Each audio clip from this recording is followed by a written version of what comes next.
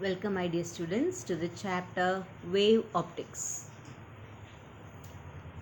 In this module, let us learn about the concepts of wavefront and Huygens principle.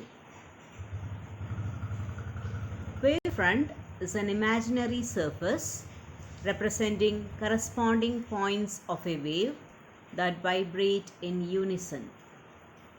Any surface drawn through all the points of the same phase will constitute a wavefront. In short, we can call a wavefront as a curve having constant phase. The figure shows a spherical wavefront for a sound wave spreading out from a point source and a plane wavefront for a parallel beam of light such as that emitted from a laser. Wavefronts for longitudinal and transverse waves may be surfaces of any configuration depending on the source, the medium, and the obstructions encountered.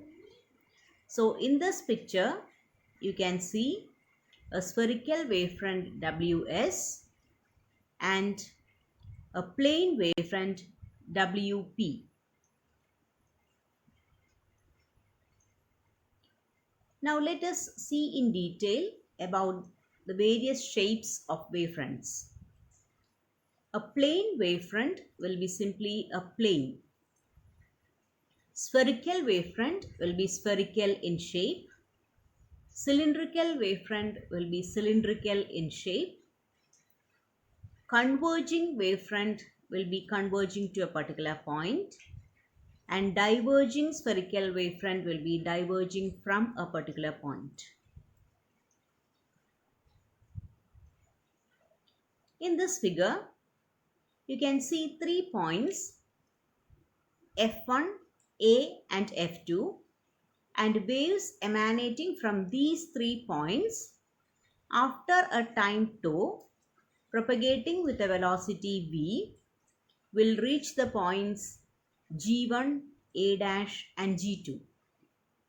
If you're drawing a curve touching the points G1, A' and G2, you will get another wavefront G1, A', G2. Now let us come to the Huygens principle. Christian Huygens proposed the wave theory of light. He also suggested that light travels in the form of waves. We have already discussed that a wavefront is a real or imaginary surface where the phase of oscillation is the same. Huygens' principle of wave theory of light is used to prove the laws of reflection and laws of refraction. So we had seen that Huygens had a very important insight to the nature of wave propagation, which is called as Huygens' principle. When applied to the propagation of light waves, this principle states that at every point on the wavefront, we have a source of secondary spherical wavelets which spread out in the forward direction at the speed of light. The new formed wavefront is tangential to all these secondary wavelets. In the figure, you can see certain dots and waves emanating from these points marked by dots will form another wavefront which is marked by the second line. So you can see the original wavefront, the secondary wavelet, the new wavefront, and the source of secondary wavelets in the figure. According to Huygens' principle, a plane light wave propagates through free space at the speed of light. The light rays associated with this wavefront propagate in straight lines. It is also fairly straightforward to account for the laws of reflection and refraction using this principle as we had discussed earlier.